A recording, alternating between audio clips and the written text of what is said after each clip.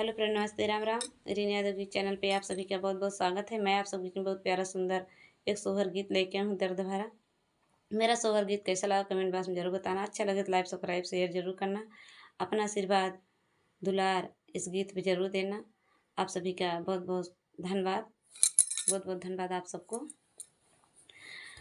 मोरे रामा दुअरा प बैठैसु गनवा त बेटी चिठिया भेजै त बेटी चिठिया लिखाई हो सुगना चिठियाई दिहा हमरी माई क चिठिया जो पढ़ियै त दुख हमरी सुनियै त दुख हमरी सुनियै हो माई ससुरी मेरो ऐबी टियावा कर मावा के मारी जिंदगिया से हारी जिंदगिया से हारी नी हो माई सासू ननद बोलिया बोलै तड़प तनवा मारै तड़प तनवा माराई हो बहुहर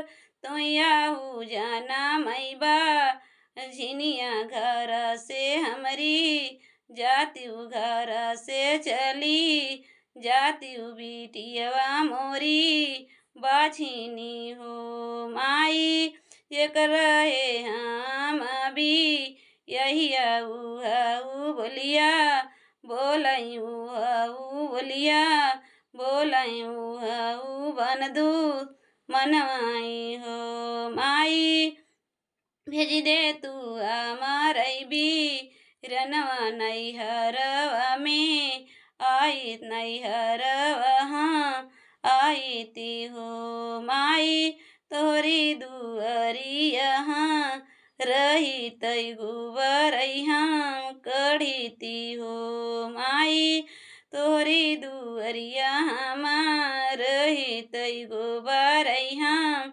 काढ़ी ती हो